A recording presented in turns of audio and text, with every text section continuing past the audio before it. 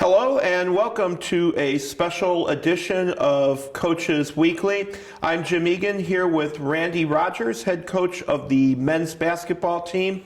And Randy, you had one Christmas gift come a little early this year, a big 81-70 win at Lakeland on Tuesday night. Yeah, we needed it because the guys were going out of town the next morning, and so they left with a good feeling. And it's just like the other games, we're going back and forth with the lead, and this one we ended up on the positive side, so that was really good. Randy, this one was really a special one to get because obviously the Cougars had been struggling, including a couple of really close losses, kind of frustrating. Your team has had a few injury problems in that, and just to see the team come out the other night and play probably as close to a full 40-minute game as you've had all season, that was really fun to watch. Yeah, it's good to see the guys step up because we have a deep team. I mean, I have a lot of confidence in our 10 through 12 players as well as the top 5. So guys like Rodrigo Nava came through. He really did a nice job offensively. He's been blocking a lot of shots, and then this game I believe he had 13 points.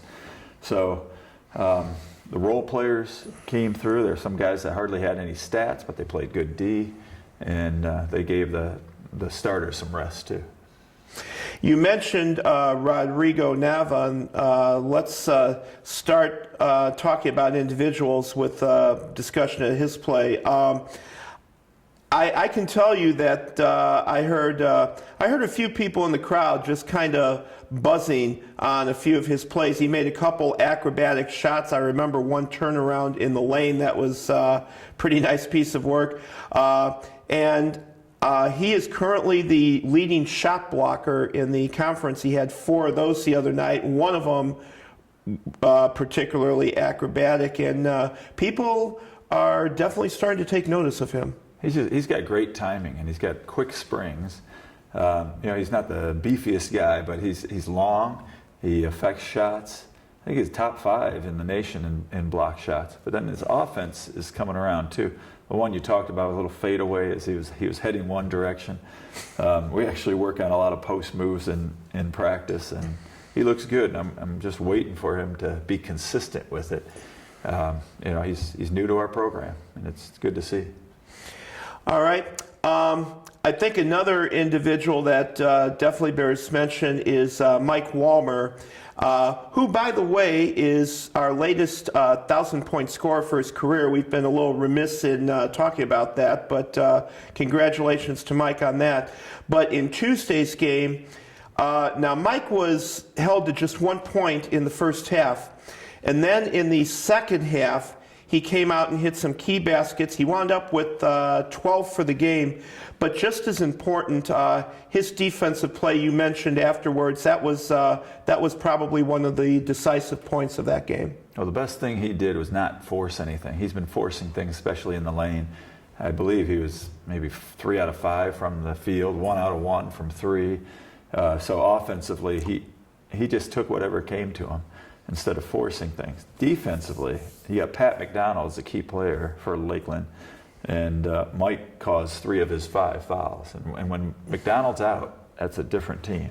And one of them was the 4th foul on McDonald. There's a one-on-one, in fact, in the transition, and he went right at him, knowing he had 3 fouls at that point, and he had to either get away from him or guard him and take a chance. So he played smart basketball, Mike did. Yeah.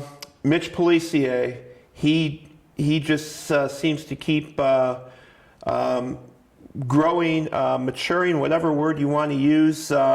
He had I thought overall a very smooth game on Tuesday. Led the team with I believe it was 17 points, and it's just good to see him keep coming right along. And he too didn't force things. We played a better team game, and we shot about 47% from the field, I think, because of it. And so they were on him tough, but he kept moving around. He got some fast break baskets, which again, Rodrigo had 6 assists, and 2 of them were 70 feet passes, and the recipient, I believe, on both were Mitch. So he was running the court really well, and that's how you combat somebody getting in your face on defense. You outrun them.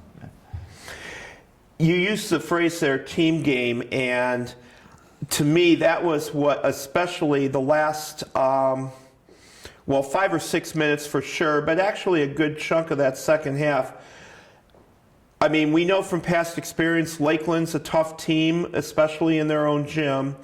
And yet the latter part of that game, after Lakeland had come back to take the lead, and I mean, we led for most of the night, but your guys kept their poise, they kept playing that game, and the last portion of that game, there was no doubt at all that, I mean, you guys were the better executing team on the floor. You ran the offense, you got good shots down the stretch, and meanwhile, you were forcing Lakeland into turnovers and maybe a couple shots they wish they hadn't taken. Oh yeah, we finally got to run our four corners offense, which we would when we have a comfortable lead and we don't want to force shots. And so we only shoot layups or wide open shots off of that. And we got, I think, 3 layups on that, and it also took a lot of clock. So that was a key, yeah, to taking control at the end. All right, now the team has another long layoff till we resume next Saturday, New Year's Eve afternoon against MSOE. That is a home game. And then a busy first week of January, a trip to Rockford, and then back home against Marion. What are some of the keys now to the Cougars going out a little run? Obviously, hoping that a few of the injured bodies are going to be back soon enough. But what are some of the other things now you look at as the team looks to move forward? I think the biggest thing we're looking at in the conference are the number of teams with 1 or 2 wins. So you're looking at 6th place, which is a playoff space. That is a 2-win team right now. So we're 1 game out of that. And we're playing then in the next few games, we're playing all these 1- and 2-win teams. So that's what we're looking. We're focusing 1 game at a time, but we're also looking down the road how quickly we can get back into this, even though we had a bad start. All right. Cougars at home, Saturday, December 31st, 2 o'clock against MSOE. Make your plans to join us for that one. As Coach Rogers just said, that's going to be a key game out of many along the way. Randy, want to wish you a Merry Christmas, Happy New Year, and congratulations on ending at least the 2016 portion of the schedule on a good note. Yeah, thank you. All right.